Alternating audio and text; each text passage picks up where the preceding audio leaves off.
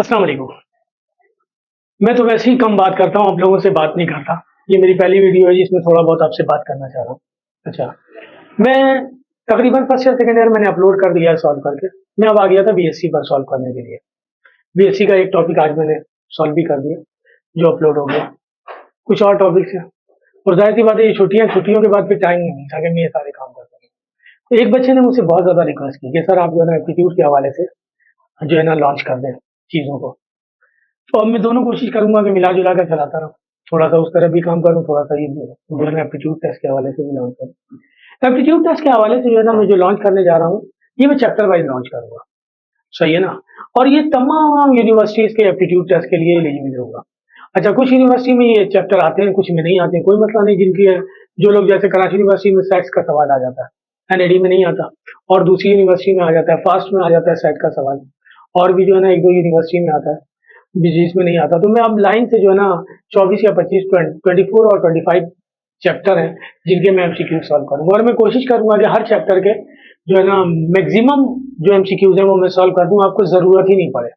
सही है ना? इधर उधर से एक आध सवाल बाहर से आए तो आए, वरना अदरवाइज मैं पूरी कोशिश करूंगा कि इन्हीं सवालों में से जो है ना एप्टीट्यूड के सवाल बन जाए। तो आज से मैं इंशाल्लाह स्टार्ट कर रहा हूँ एप्टीट्यूड के हवाले से। ये मेरा पहला लेक्चर है। तो पहले चैप्टर का नाम है सेट। ये पुरानी बुक का चैप्टर था जो अब डिलीट हो गया है। सही है ना? लेकिन जो है ना फास्ट में और कराची यूनिवर्सिटी वगैरह में इससे सवाल आते हैं। सेट के हवाले से कुछ मैंने डेफिनेशन लिख रखी है, ये देख लीजिए, फिर क्वेश्चन पे आते हैं। सेट्स की डेफिनेशन मैंने लिखी है कि set is a well defined collection of distinct object. सही है ना? ये डिफाइंड कलेक्शन होता है डिस्टिंक्ट ऑब्जेक्ट का, और ऑब्जेक्ट जो है ना each object is called element of the set, और हर ऑब्जेक्ट जो है वो कहलाता है एलिमेंट ऑफ द सेट कहलाता है। सबसेट क्या होता है? कह रहा है कि set B is the subset of set A if every element of जो है ना B is also an element of A का भी वो एलिमेंट हो, तो बी जो है ना उसका यानी सेट ए है, उसमें से कुछ एलिमेंट सेलेक्ट करके हमने जो है ना बी सेट बना दिया, तो वो उसका सबसेट कहलाएगा। और उसका सिंबल ये है, B is subset of A, power set. The set of all possible outcome, जो है ना the all possible outcome of given sets, किसी सेट के जितने भी पॉसिबल सेट्स हम बना सके इज कॉल्ड पावर सेट। ये लिखा हुआ the set of all subset of a set A is called जो है ना पावर सेट, और इसे पी से रिप्रेजेंट करते हैं, और आगे सेट ए है तो ए लिख देंगे। पावर सेट के कितने सेट बनेंगे, किसी सेट के कितने पावर सेट बनेंगे, उसके लिए फॉर्मूला ये है 2 raise to the power n। n number of element है जो सेट में गिवन होता है। इसी तरह हमारे पास सुपर सेट है, कह रहा है B is a subset of set A then A is called super set of set B. सही है ना? बी सबसेट है ए का, तो ए सुपर सेट कहलाएगा और बी सबसेट कहलाएगा, और उसको हम इस सिंबल से रिप्रेजेंट करते हैं सुपर सेट को। प्रॉपर सबसेट, कह रहा set B is a proper subset of set A if B is a subset of set A and there is at least one element which is not in A. कुछ element ऐसे भी डाल दें हम जो ए में मौजूद ना हो, कुछ तो एक एलिमेंट ले लें और कुछ ऐसे डाल दें जो ए में मौजूद ना हो, तो वो कहलाएगा प्रॉपर सबसेट, और उसको हम इस तरह रिप्रेजेंट करेंगे। Equal set, two set are set to be equal, दो सेट्स इक्वल कब कहलाएंगे? If their element and order are same, उनका ऑर्डर भी सेम होना चाहिए, यानी सेम सेट्स होने चाहिए।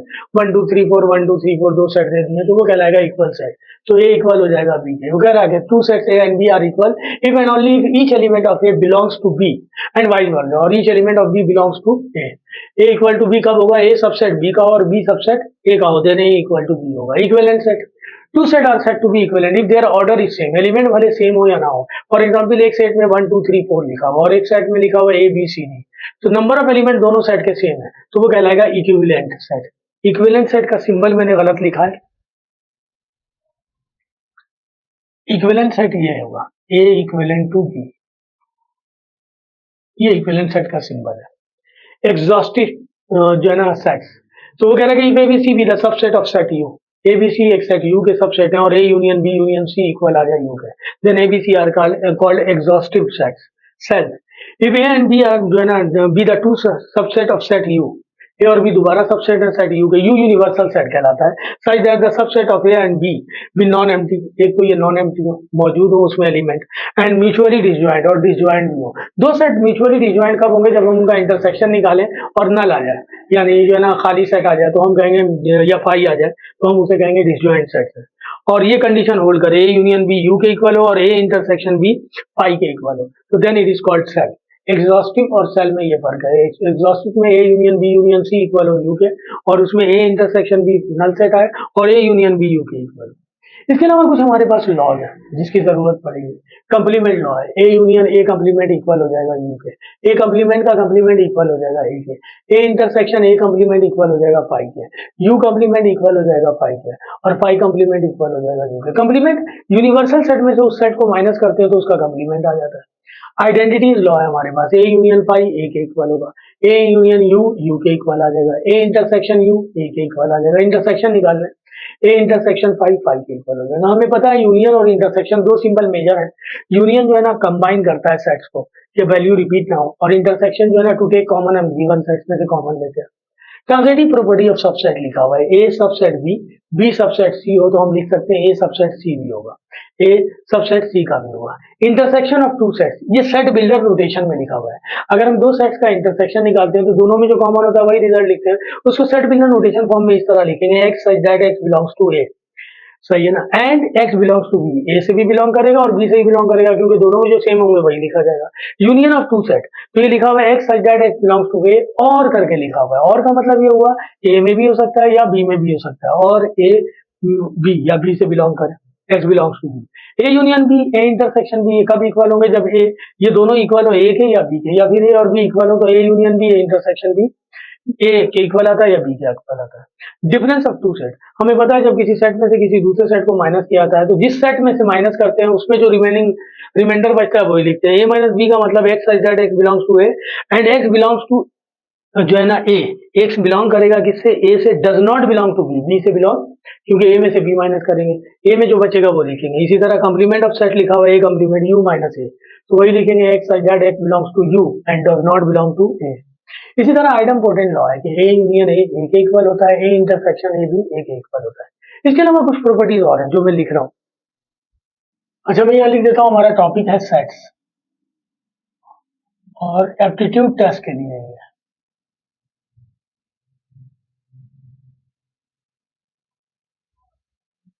ठीक है जी, तो हमारे पास कुछ और लॉ है, मिसाल के तौर पे कम्यूटेटिव प्रॉपर्टी है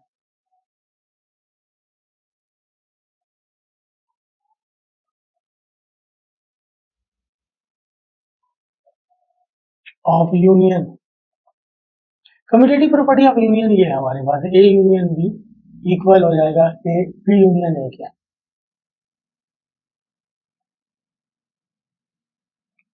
commutative property of intersection,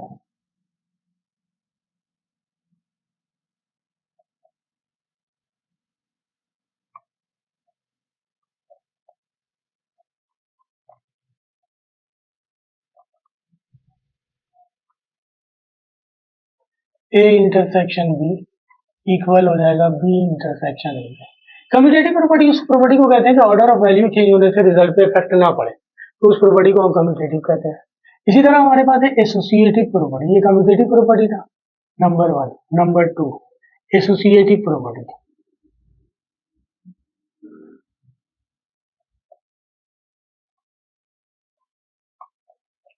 of union over union, इसे इस तरह लिखेंगे, A union B union C, A union B union C. Associative property में ऑर्डर ऑफ ब्रैकेट चेंज होने से रिजल्ट पे इफेक्ट नहीं पड़ता। यहाँ एक और लिख रहा हूं मैं, associative property of union over intersection,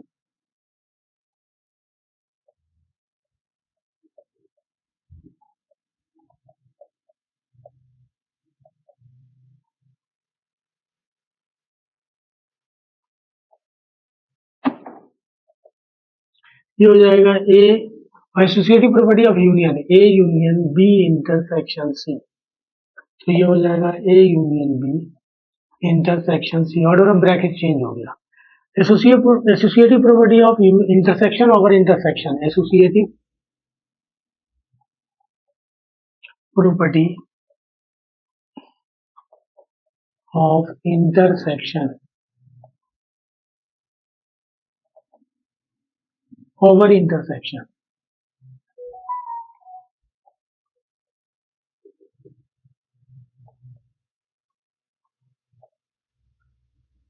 ये हो जाएगा A intersection B intersection C, A intersection B intersection C. Associative property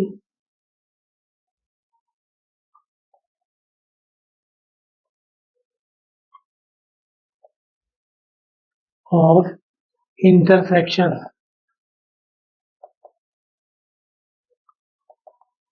over union. तो ये हो जाएगा A intersection B union C, ये हो जाएगा A intersection B union C. इसी तरह हमारे पास डिस्ट्रीब्यूटिव प्रॉपर्टी है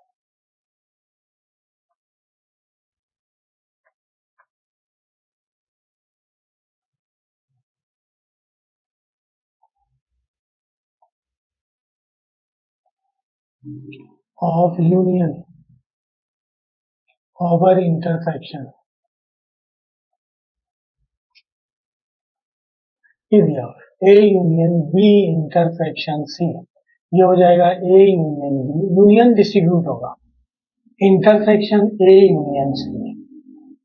ये था associative property of union over intersection A union. यहाँ तो ऑर्डर ऑफ ब्रैकेट चेंज करना था, हमने ब्रैकेट चेंज कर लिया। यह distributive associative property of union over union था। ये हमारे पास distributive property of union over intersection है। यूनियन बी पर भी ऑपरेट होगा, यूनियन सी पर भी ऑपरेट होगा, इंटरसेक्शन एज इट इज रहेगा। तो डिस्ट्रीब्यूटिव ये 6 था, ये 7। डिस्ट्रीब्यूटिव प्रॉपर्टी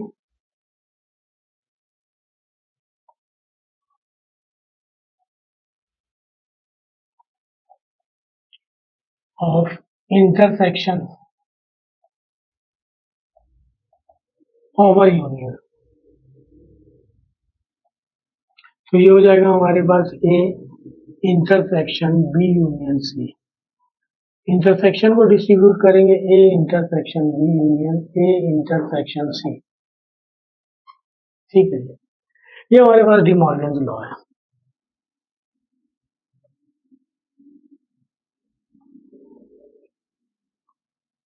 ए union B whole complement equal होता है A complement intersection B complement, और A intersection B whole complement equal होता है ए कंप्लीमेंट यूनियन बी। ठीक है जी। तो ये सेट से रिलेटेड जितनी चीजें थी सारी मैंने आपको बता दी। आइडेम्पोटेंट लॉ बता दिया, आइडेंटिटी जो है ना लॉ बता दिया आपको, सही है ना। यूनियन लॉ सारे बता दिए। अब ये लॉ आपको याद होंगे तो वैसे भी क्वेश्चन सॉल्व करना आसान हो जाएगा। तो सेट से रिलेटेड लॉ लिख दिया। अब हम इंशाल्लाह क्वेश्चन पे आते हैं। अच्छा, क्वेश्चन जो है मैं सॉल्व करता जा रहा हूँ, ये मैं पेपर अपलोड कर दूंगा आपके लिए, ताकि आपको क्वेश्चन वहां से मिल जाए और सॉल्व मैं करता जा रहा हूँ। ठीक है जी, जिस तरह मैं एमसीक्यू सॉल्व करता रहा हूँ सेम लाइक दिस उसी तरह। और इंशाल्लाह बीएससी पर भी वर्क चलता रहेगा मेरा, घबराने की जरूरत नहीं है। और जो है ना इस पे भी वर्क चलेगा। ठीक है जी। क्वेश्चन नंबर 1 में कह रहा है कि if A equal to 5 and B equal to not 5। सवाल हमारे पास ये है, ए इक्वल टू 5 और बी इक्वल टू नॉट 5, यानी ए नल सेट है और बी नल सेट नहीं है, कुछ ना कुछ एलिमेंट उसमें मौजूद है। तो हमें कह रहा है देन ए इंटरसेक्शन बी किसके इक्वल होगा। अभी हम लॉ में पढ़ गए कि ए इंटरसेक्शन 5 निकालेंगे तो हमारे पास नल रिजल्ट आ जाएगा 5, इसके ऑप्शन में दिया हुआ है। क्वेश्चन नंबर 2, पहले वाले का आंसर हमारे पास आ जाएगा 5। दूसरा कह रहा है if U is a universal set then U minus U. U के बारे में कह रहा है कि यूनिवर्सल सेट है, तो यू माइनस यू, यूनिवर्सल में सेट में से यूनिवर्सल सेट माइनस करेंगे। ये अभी मैं लॉ में लिख के लाया है, आइडेंटिटी लॉ में, कि जो ना यू माइनस यू इक्वल हो जाएगा 5। क्वेश्चन नंबर 3, क्वेश्चन नंबर 3 में कह रहा है कि A is any set then A complement का कंप्लीमेंट, अभी ये भी लिख कर आए कि ए कंप्लीमेंट का कंप्लीमेंट ए के इक्वल होता है। ए कंप्लीमेंट का कंप्लीमेंट इक्वल हो जाएगा ए के। ये सारे जो मैंने आपको अभी बताए लॉ उस सब में मौजूद थे। क्वेश्चन नंबर 4 कह रहा है कि A and B are two disjoint set. A और बी दोनों डिसजॉइंट सेट है, यानी ए और बी में कोई चीज कॉमन नहीं है। ओवरलैपिंग होते तो कुछ ना कुछ कॉमन होता है। दो सेट होते हैं, एक डिसजॉइंट और एक overlapping. A intersection B null set आ जाए तो ये कहलाएगा डिसजॉइंट, और A intersection B null set ना आए, कुछ ना कुछ आए, तो इसे हम कहते हैं ओवरलैपिंग, ओवरलैपिंग सेट्स। सही है। तो वो कह रहा है कि ए और बी डिसजॉइंट सेट है, तो ए माइनस बी किसके इक्वल होगा। ए में से बी माइनस करेंगे, मैंने अभी बताया कि ए में से बी माइनस करेंगे तो जिसमें से माइनस करते हैं उसमें जो रिमेनिंग बचता है वही लिखते हैं, तो ए माइनस बी ए के इक्वल हो जाएगा। क्वेश्चन नंबर 5, क्वेश्चन नंबर 5 में कह रहा है कि A is any set then A union 5। ये भी हम लॉ में पढ़ के आए, ए यूनियन 5 और 5 यूनियन ए। सही है, ए का यूनिवर्सल निकालना है, यूनियन निकालना है 5 के साथ, या 5 का 5 तो नल सेट है, यूनियन निकालते हैं तो दोनों को कंबाइन करके लिखते हैं, तो दोनों सूत्रों में रिजल्ट आ जाएगा ए। क्वेश्चन नंबर 6, ये लॉ में था हमारे पास। और क्वेश्चन नंबर 6 में कह रहा है कि वे is any set then A union U, A और यू का यूनियन निकालेंगे। ए तो जो है यू के बारे में कह रहा है कहीं पे A is any set then A union U, U universal set है। ए और यू का यूनियन निकालेंगे तो यू आ जाएगा। ये भी लॉ में था हमारे पास। क्वेश्चन नंबर 7 जो मैंने मिटा दिया।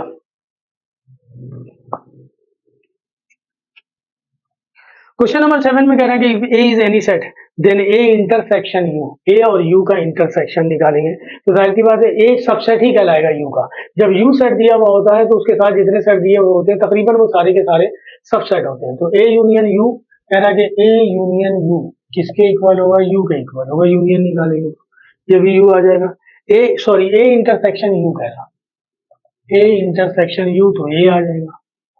क्वेश्चन नंबर 8, क्वेश्चन नंबर 8 में वो कह रहा कि if A is any set then A intersection phi, A और फाई के दरमियान एक नल सेट है और एक सेट है, उसके दरमियान इंटरसेक्शन निकालना है तो नल ही आएगा, दोनों में कॉमन कुछ भी नहीं होगा। ये भी लॉ था हमारे पास।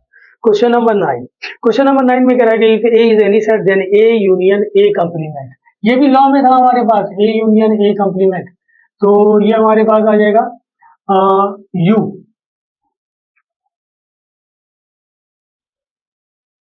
ठीक है, ये लॉ में था हमारे पास। एक किसी सेट का कंप्लीमेंट क्या होता है, किसी सेट का कंप्लीमेंट ये होता है कि यूनिवर्सल में से उस सेट को माइनस कर दिया जाए, रिमेनिंग जो यूनिवर्सल में बचा वो। तो मुझे दूसरे मानों में ए यूनियन यू निकालना है और यू का यूनियन निकालेंगे, यू आ जाएगा। ये अभी हम पढ़ के आए इसे। क्वेश्चन नंबर 10,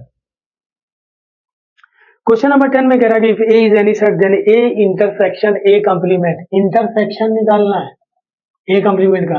ये और ये दोनों सेम नहीं है, इनका इंटरसेक्शन नल सेट आ जाएगा। इस सेट में तो ए वाले एलिमेंट ही नहीं है क्योंकि ए वाले एलिमेंट को माइनस किया है तब ये आया है। सही है, तो ये आ जाएगा हमारे पास 5। क्वेश्चन नंबर 11 में कह रहा है कि if A B are any two sets then B complement minus A complement, B complement minus A complement. B complement का मतलब यू में से जो बचा वो, और जो है ना यू में से जो रिमेनिंग एलिमेंट बच गया बी के वो लिख देंगे, यानी बी निकाल दिया, यू वाला का जो रिमेनिंग बच गया वो। और ए कंप्लीमेंट का मतलब वही यूनिवर्सल में से हमने ए निकाल दिया, यूनिवर्सल में जो बचा वो। इन दोनों में से हमने माइनस करना है, तो यू में से यू ही तो माइनस करना है एक तरह से। तो यू में से यू माइनस करेंगे तो नल सेट आना चाहिए। यहाँ नल लिखा नहीं लिखा हुआ है, तो यहाँ लिखा हुआ है ऑप्शन में none of these. Question number 11,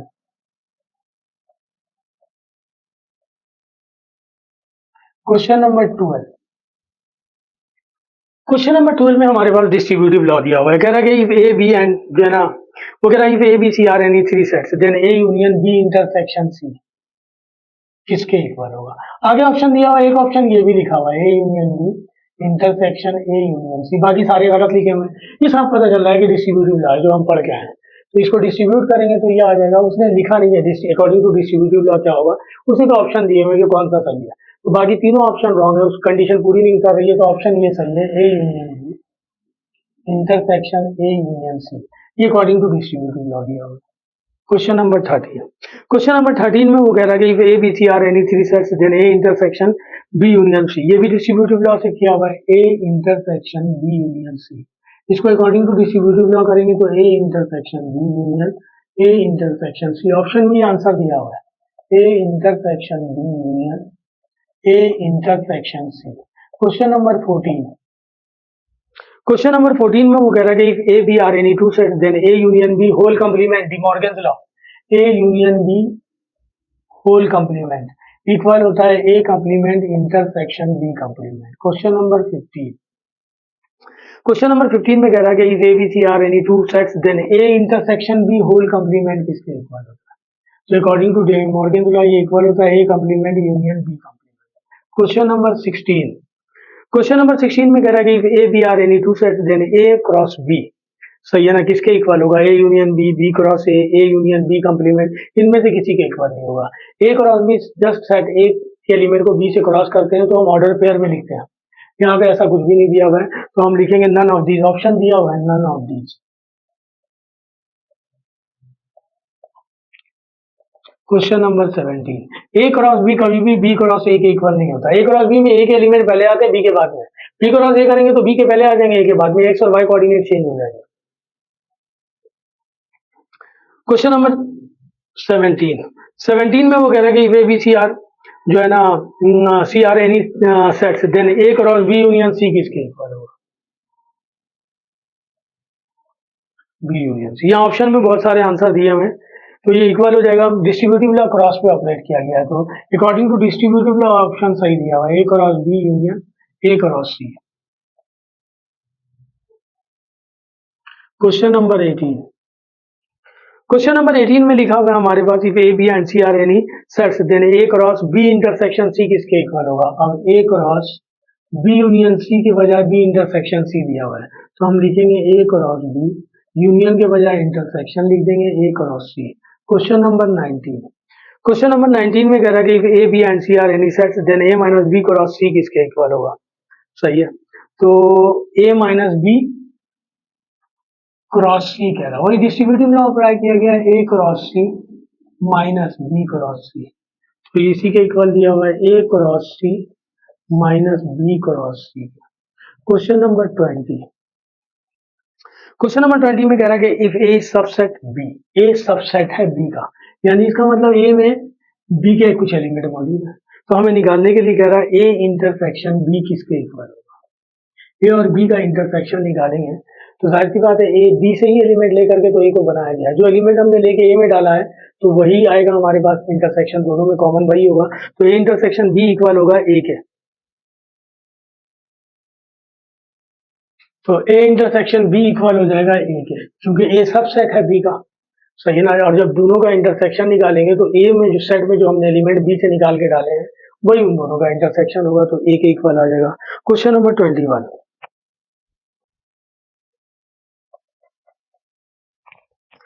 question 21 में वो कह रहा कि what is the relation between the sets if A intersection B और ए यूनियन। वो कह रहा है कि सेट के साथ, ये अभी हमने फार्मूला बनाया है, ए यूनियन बी इक्वल हो जाए ए इंटरसेक्शन बी के। ये कब होगा? जब ये इक्वल हो ए के या बी के, या ए और बी इक्वल हो दोनों के, तो वही फार्मूले के मुताबिक यहाँ दिया हुआ है। कह रहा है ये कब इक्वल होगा? जब ए इक्वल हो बी के। ऑप्शन में दिया हुआ है A equal to B. Question number 22। Question number 22 में वो कह रहा कि if A and B are the subset of U, A और बी अब दोनों सबसेट हैं यू के, then A minus B intersection B. अब वो कह रहा है कि ए और बी दोनों सबसेट हैं बी के, यू के, तो A minus B intersection B.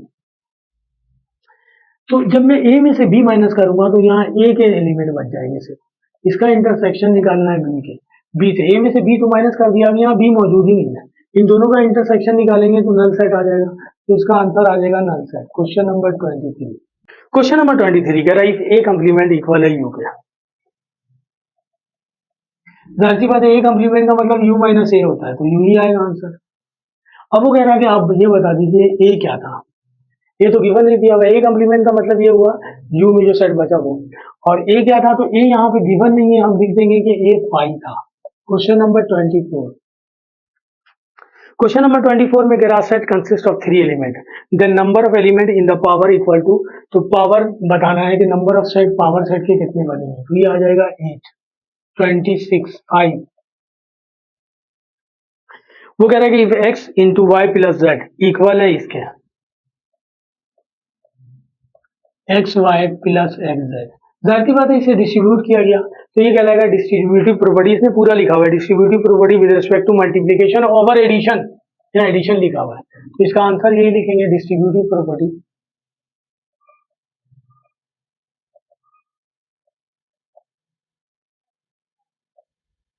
Of multiplication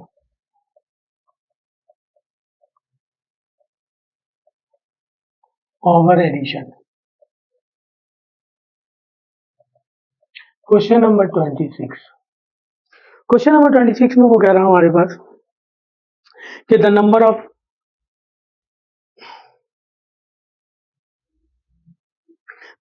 under root N where N is the prime number, सही है ना। इस तो यहाँ पे ऑप्शन में लिखा हुआ है कि एन क्या है हमारे पास, रेशनल नंबर है, इरेशनल नंबर है, जो है ना नेचुरल नंबर है, या फिर होल नंबर है। तो where N is the prime number, prime number हमें पता है 2 से स्टार्ट होता है, 2, 3, 5, 7, 11। तो अगर हम 2 का रूट निकालेंगे तो 1.41 चलता चला जाएगा, तो ये कहलाएगा हमारे पास इरेशनल नंबर। प्राइम नंबर का अंडर रूट इरेशनल होता है, 26 है ये। Question number 27। क्वेश्चन नंबर 27 में वो कह रहा कि एक सेट दिया हुआ है हमारे पास, हम कुछ सॉल्व करने के लिए दे दिया। क्वेश्चन नंबर 27 में सेट ए दिया हुआ है 0 और 1, सेट बी दिया हुआ है हमारे पास 1 और 2, और सेट सी दिया हुआ है 2 और 3। हमें कह रहा है हमें कैलकुलेट करना है A cross B intersection C. Set A तो दिया हुआ है, बी इंटरसेक्शन सी निकालने हम, बी और सी का इंटरसेक्शन निकालेंगे 2 वाला, तो ये हो जाएगा 0 into 2 1 into 2। A cross B intersection C option में दिया हुआ है 0 इंटू 2 1 इंटू 2। क्वेश्चन नंबर 28 में कह रहा है कि B is the proper subset of A, यानी बी प्रॉपर सबसेट है ए का। इसका मतलब ये है ए में से कुछ एलिमेंट लेके हमने बी में डाला है, और बी में कुछ ऐसे भी एलिमेंट है जो ए में नहीं है। अब मुझे इन दोनों का इंटरसेक्शन निकालना है, बी इंटरसेक्शन ए या ए इंटरसेक्शन बी, सही है। तो जब ए इंटरसेक्शन बी निकालेंगे तो सेट बी रिजल्ट आ जाएगा। क्वेश्चन नंबर 28 का रिजल्ट आ गया B. Question number 29। Question number 29 में कह रहा है if A and B are B the subset of set U and A union B U के इक्वल है। अच्छा, वहां हमने एग्जॉस्टिव में बताया A B C B the subset of U, and जो ना A union B union C U के इक्वल आ जाए then it is called exhaustive. तो यहाँ पे दो ही सेट दिए हमने, तो ये भी कहलाएगा एग्जॉस्टिव।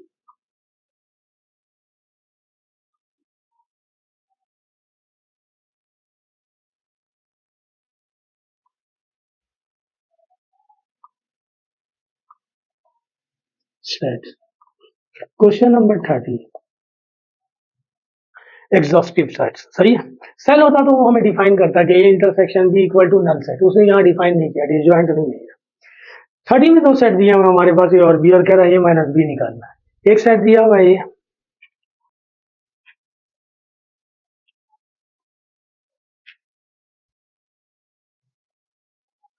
सेट ए दिया हुआ है हमारे पास 2 और 3, बी दिया हुआ है 1 और 2।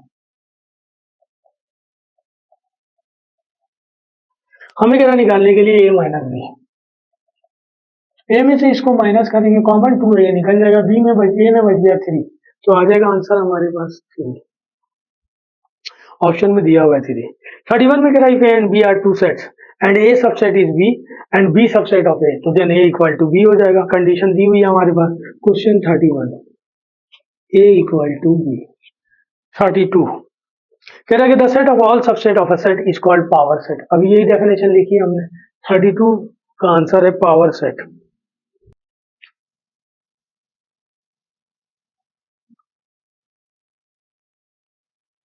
डेफिनेशन है ये। क्वेश्चन नंबर 33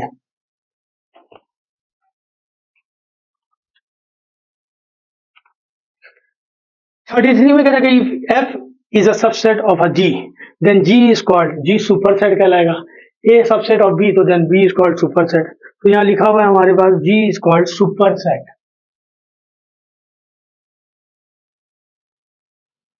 क्वेश्चन नंबर 34 में कह रहा है कि if A and B are two sets and A union B equal है ए इंटरसेक्शन बी, ये इक्वल है ए के। इफ क्या कंडीशन होनी चाहिए कि ये इक्वल हो ए के, जब ए इक्वल हो बी के। देन क्वेश्चन नंबर 35 में कहता है कि if A and B are any two sets then A minus B is defined as, A minus B की सेट बिल्डर नोटेशन में डिफाइन किया हुआ है, अभी बता कर आया मैं कि x such that x belongs to A and x does not belongs to B. Set builder notation में लिखा हुआ है। अच्छा, उन्होंने डज नॉट बिलोंग नहीं लिखा है, एक्स बिलोंग्स टू ए तक लिख दिया है, तो हम यही लिखेंगे। अगर वो चाहते पूरा लिख देते तो वो भी लिख देता हमने। Question number 36। क्वेश्चन नंबर 36 में कह रहा है कि if U and A are two sets then A complement equal होता है यू माइनस ए के। उसको हम किस तरह डिफाइन करेंगे, तो वही x such that x belongs to U and does not belong to A, तो इसने यहाँ पूरा कंप्लीट लिखा हुआ है सेट बिल्डर नोटेशन में। X such that x belongs to U and x does not belongs to A. Question number 37। वो जो फॉर्मूले सारे लिखे हैं ना वही इंपॉर्टेंट है, सारी डेफिनेशन वगैरह सेट के हवाले से। आधे सवाल तो उसी तरह होंगे। अब यहाँ सेट की डेफिनेशन लिखी हुई है, set is a collection of object लिखा हुआ था हमने, जहाँ well defined collection of object. सही है ना, कलेक्शन ऑफ ऑब्जेक्ट नहीं होता, वेल डिफाइंड लिखा था मैंने डेफिनेशन में, तो यही डेफिनेशन है, well defined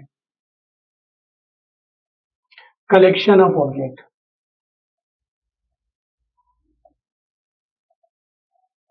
each object is called जो है ना एलिमेंट ऑफ द सेट। 38 में कह रहा है कि द सेट ऑफ ऑल जो है ना रेशनल नंबर बिटवीन 1 and 2, जो है ना 1 और 2 के दरमियान जितने रेशनल नंबर के सेट हैं वो सारे के सारे इनफाइनाइट सेट कहलाते हैं, इनफाइनाइट सेट। एंड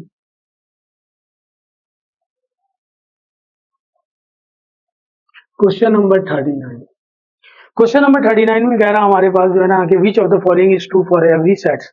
कंडीशन दी हुई है कि a माइनस बी इक्वल है b माइनस ए के, ट्रू नहीं है, a क्रॉस बी इक्वल होता है b क्रॉस ए के, ट्रू नहीं है। ये थर्ड वाला ट्रू है, कह रहा है कि a complement intersection b complement equal होता है b complement intersection a complement, क्योंकि इंटरसेक्शन कम्यूटेटिव लॉ होल्ड करता है।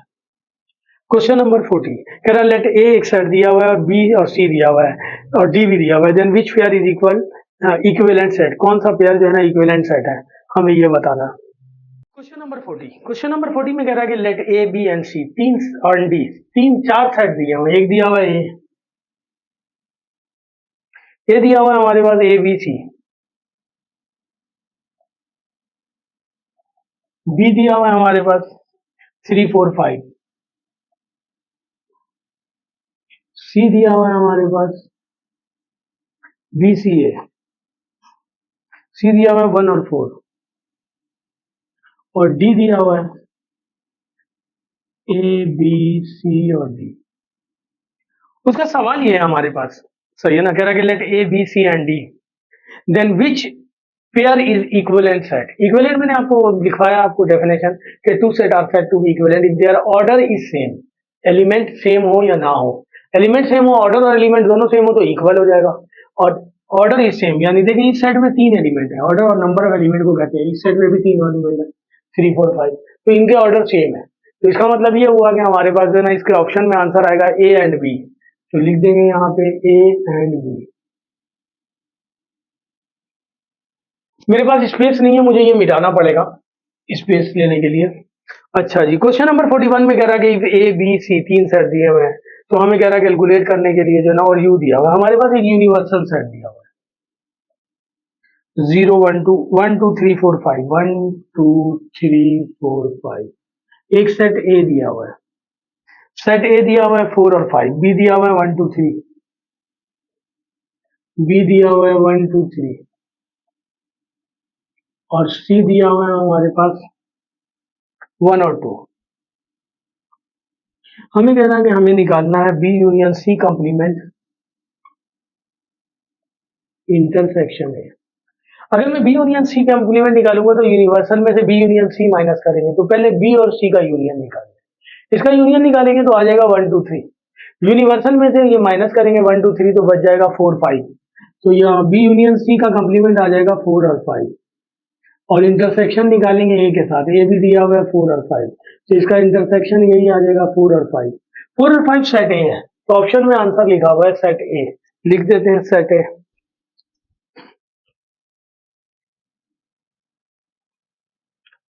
क्वेश्चन नंबर 41 का आंसर आ गया set A. Question number 42, question number 42 में वो कह रहा है कि if set A B C दिया हुआ है, number of element of power set of A union A intersection B union C, set A दिया हुआ है 2 4 6 8, मैं यहां लिख देता हूं, सेट ए दिया हुआ है 2 4 6 8, सेट बी दिया हुआ है जो है ना 1 3 6 8 और सेट सी दिया हुआ है 9 1 3 6 8 और सेट सी दिया हुआ है 6 9। हमें कह रहा पावर सेट निकालना है किसका, A union A intersection B union C, number of element बताने हैं, A intersection B union C का, ए इंटरसेक्शन बी निकालेंगे तो हमारे पास आ जाएगा 6 और 8, और उसके साथ यूनियन निकालेंगे सी के साथ तो आ जाएगा 6 8 9, तो जिस सेट का पावर सेट निकालना है उसके 3 एलिमेंट है, 2 की पावर 3 का मतलब 8 होता है, यानी पावर सेट के नंबर ऑफ एलिमेंट होंगे 8, ऑप्शन में लिखा हुआ है 8। अच्छा, अब एक हमारे पास क्वेश्चन नंबर 43 दिया हुआ है, कहना कि A is subset of B, और B is subset of C, सही है ना, सी, और this implies that A is subset of C. तो इस प्रॉपर्टी को हम क्या कहेंगे, ये प्रॉपर्टी मैंने आपको लिखी थी पहली, ट्रांजिटिव प्रॉपर्टी। तो इस प्रॉपर्टी को हम कहते हैं ट्रांजिटिव प्रॉपर्टी।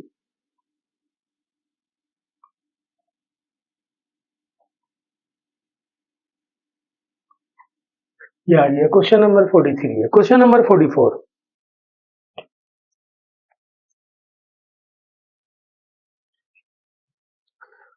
44 डिस्ट्रीब्यूटिव प्रॉपर्टी से दिया हुआ है हमारे पास, कह रहा है कि A union B intersection C, distribute किया है उसने, इसे मिटाते हैं यहां से, ये दिया हुआ है A union B intersection C, distributive property, और आंसर दिया हुआ है इसका ये A union B intersection A union C. इसको हम कहते हैं distributive property of union over intersection, लिखवाया था मैंने आपको। तो इसमें कह रहा है कि इसको क्या कहलाता है, associative property, associative property of intersection, associative property of union.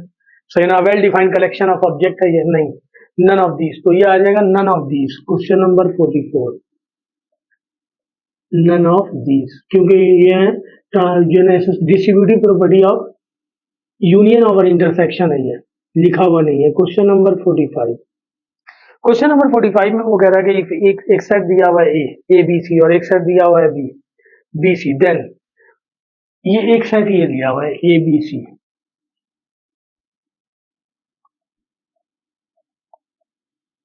एक सेट बी दिया हुआ है, बी सेट दिया हुआ है हमारे पास बी और सी। इसमें चार ऑप्शन दिए हुए। नंबर एक कह रहा है कि B is power set of A, सही है ना, बी पावर सेट है, गलत कह रहा है, पावर सेट दूसरे तरीके से निकाला जाता है। अच्छा, दूसरे पार्ट में कह रहा है कि B is power subset of A, ये भी गलत है, पावर सेट है नहीं। तीसरे पार्ट में कह रहा है B is subset of A, तो जाहिर सी बात है बी के एलिमेंट ए में मौजूद है, तो ये इसका सबसेट है। या तो पूरे ए के एलिमेंट को लेके एक नया सेट बना दिया जाए बी, तो वो उसका सबसेट ही कहलाएगा, या कुछ एलिमेंट लेकर बना दिया जाए, दोनों सूत्रों में सबसेट कहलाएगा। तो यहाँ पे आंसर हो जाएगा बी इज सबसेट ऑफ ए।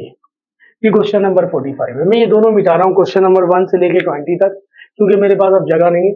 इसके टोटल 60 क्वेश्चन है। क्वेश्चन नंबर 43 कह रहा है कि ए एंड बी दो सेट दिया हुआ है, एक सेट दिया हुआ है हमारे पास, ए दिया हुआ है 1 2 3,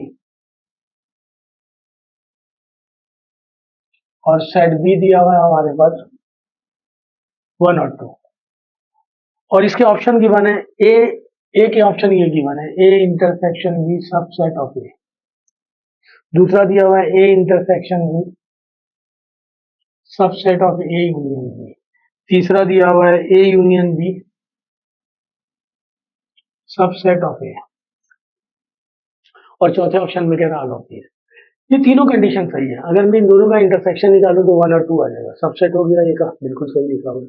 अगर मैं ए यूनियन बी निकालूं तो 1 2 3 आ जाएगा, ये भी सबसेट हो गया। ए इंटरसेक्शन बी, इसका इंटरसेक्शन निकालूं तो 1 और 2 आएगा, और ए यूनियन बी निकालूं तो जो है ना 1 2 3 आ जाएगा, तो ए इंटरसेक्शन बी सबसेट हो गया ए यूनियन बी का। तीसरे ऑप्शन में कह रहा है A union B subset of A, A union B निकालेंगे तो 1 2 3 आ जाएगा, तो ए भी वही है और ए यूनियन बी भी वही आएगा, तो सबसेट ही कहलाएगा उसका। तो इसका आंसर है ऑल ऑफ दीज, सही है। ऑप्शन में आंसर लिखेंगे all of these. Question number 45 6,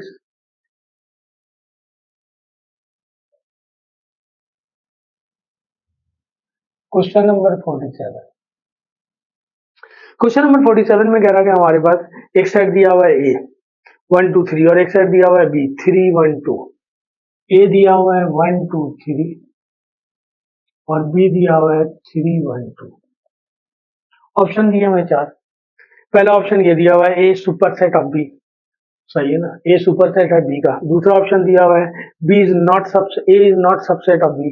तीसरा दिया हुआ है ए इक्वल टू बी, और चौथा दिया हुआ है बी माइनस ए। तो थर्ड वाला ऑप्शन सही है, क्योंकि ये दो सेट ऐसे सेट है जिनका ऑर्डर भी सेम है, यानी दोनों में नंबर ऑफ एलिमेंट इक्वल है, और जो है ना एलिमेंट भी सेम है, 1 2 3 1 2 3 दिया हुआ है। तो इसका ऑप्शन आ जाएगा A equal to B. Question number 48, question number 48 में दो सेट दिए हुए हैं, बल्कि यू दिया हुआ है, ए दिया हुआ है, बी दिया हुआ है और सी दिया हुआ है। A union B union C निकालना हमने।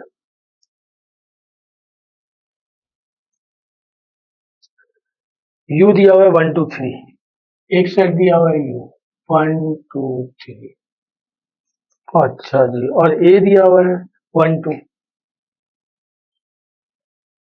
बी दिया हुआ है 2 3 और सी दिया हुआ है 1 और 3।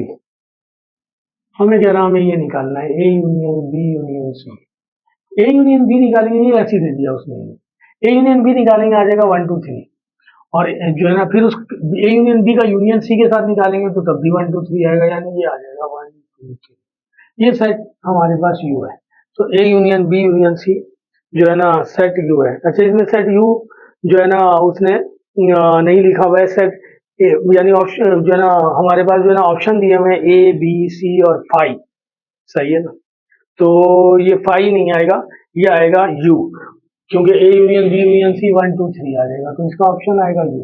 और अगर इसका कंप्लीमेंट निकालने के लिए कहता तो आता फाइव, सही है। तो उसने कंप्लीमेंट निकालने के लिए नहीं कहा। Question number 49। क्वेश्चन नंबर 49 में कह रहा है कि ए बी सी दिया हुआ है हमारे पास, देन हमने ये निकालना है। ए दिया हुआ है 2 और 3,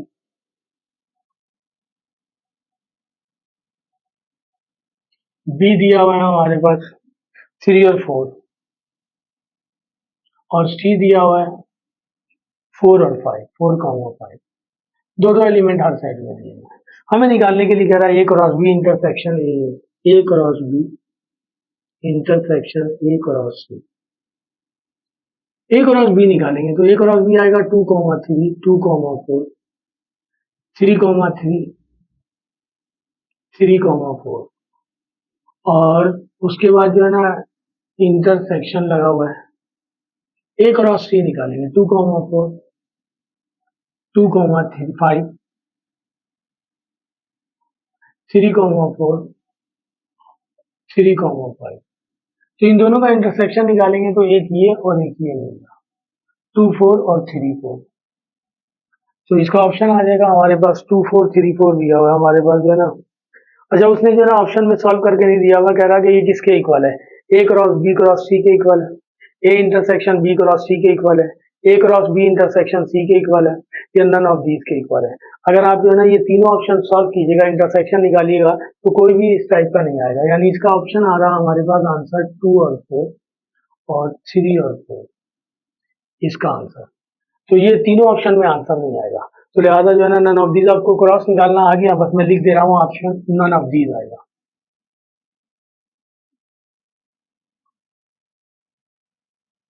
क्वेश्चन नंबर 50। क्वेश्चन नंबर 50 में हमारे पास सेट दिया हुआ है कि एस दिया हुआ है 0 और 1 और टी दिया हुआ है 2 और 3। एस क्रॉस टी निकालना है। एस दिया हुआ है 0 1 और टी दिया हुआ है 2 और 3। हमें निकालना है एस क्रॉस टी। तो ये हो जाएगा 0 2 1 2 0 2 0 3, फिर आएगा 1 2 1 3। इसका ये ऑप्शन आएगा, और ये ऑप्शन में ए में दिया हुआ है 0 2 1 2 1 0 2 0 3, सॉरी 1 2 1 3, ये ऑप्शन है। Question number 51। क्वेश्चन नंबर 51 में वो कह रहा है कि एक सेट दिया हुआ है और वो इस तरह लिखा हुआ है कि सेट ए इक्वल है x such that x square belongs to 16, x square equal to 16 दिया हुआ है, और आगे लिखा हुआ है and 2x is equal to 4। तो हमारा इसका सवाल ये है कि देन ए क्या कहलाएगा, ए की वैल्यू क्या होगी, प्रॉपर सेट कहलाएगा, सबसेट ऑफ ए कहलाएगा, नल सेट कहलाएगा, नन ऑफ दीज। तो यहाँ से अगर मैं x की वैल्यू निकालूं 2x is equal to 4, x is equal to 4 divided by 2x is equal to 2, इसका स्क्वायर करूंगा तो 4 आ जाएगा, जबकि एक्स स्क्वायर की वैल्यू क्या दी है 16। तो यहाँ पे जो है ना हाई नहीं वैल्यू, तो लिहाजा जो है ना ये कहलाएगा नल सेट, इसका कुछ रिजल्ट नहीं आएगा। Question number 52। क्वेश्चन नंबर 52 में कह रहा गिवन दैट एक सेट यू दिया हुआ और एक ए दिया हुआ है सी दिया हुआ है, then the set A and C क्या कहलाएगा हमारे पास। सेट यू दिया हुआ है हमारे पास 0 1 2 3, सेट ए दिया हुआ है हमारे पास 0 1 2, और सेट सी दिया हुआ है हमारे पास 2 और 3। सही है। अगर मैं इन दोनों का यूनियन निकालूं, ये यूनियन सी, तो ये आ जाएगा हमारे पास 0 1 2 3, जो कि यू के इक्वल है। तो ये यूनियन सी यू के इक्वल आ गया, तो ये कहलाएगा एग्जॉस्टिव।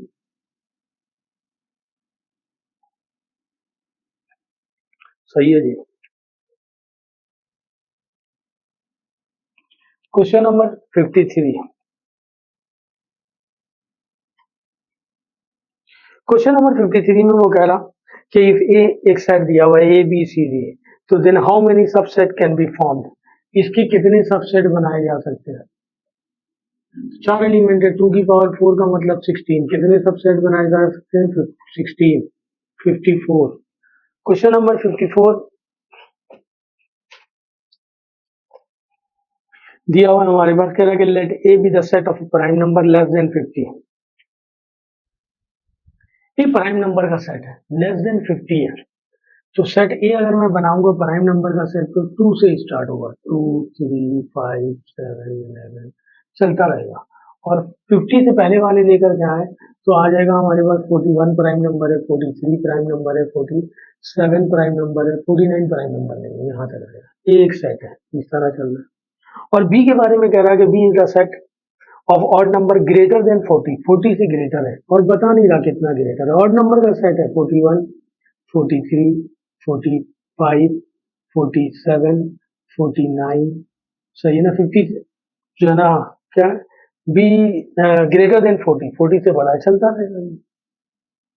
हमें कह रहा है ए इंटरसेक्शन बी निकालना है, क्या होगा, ए इंटरसेक्शन बी किसके इक्वल होगा, इन दोनों का इंटरसेक्शन निकालू तो 41, 43, 47 ये मिल जाएगा, तो यहाँ लिख देंगे 41, 43, 47, ये इसका आंसर होगा। ठीक है, तो सेट ए के बारे में कह रहा प्राइम नंबर का सेट है लेस देन 50, और सेट बी के बारे में कह रहा कि ऑड नंबर का सेट है ग्रेटर देन 50, 40 ग्रेटर देन 40, 40 से बड़ा, चलता रहेगा। तो इन दोनों का जो है ना कॉमन नंबर यही है हमारे पास।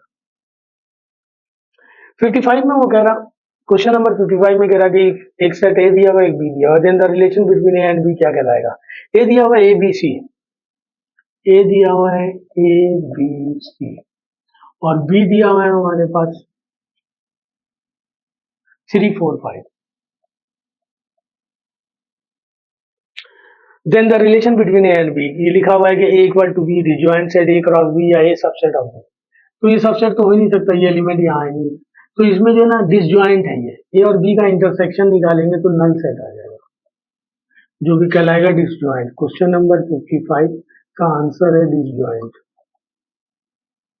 क्वेश्चन नंबर 56, क्वेश्चन नंबर 56 में हमारे पास कह रहा है कि ई एक सेट है, मंथ ऑफ द ईयर, यानी जनवरी फरवरी मार्च अप्रैल पूरा मंथ ऑफ द ईयर है। एफ भी एक सेट है, मंथ विद ओनली 30 डेज, यानी वो मंथ जो 30 डेज के होते हैं। और जी भी एक सेट है, मंथ विद 31 डेज। तो यहाँ कंडीशन दी हुई है, ई तो मंथ ऑफ द ईयर है, सही है ना, पूरे जनवरी फरवरी मार्च अप्रैल सब आएंगे इसमें, सही है। और एफ के बारे में कह रहा है कि मंथ ओनली 30 डेज, वो महीने जो 30 दिन के होते हैं। तो 30 डेज के क्या होते हैं,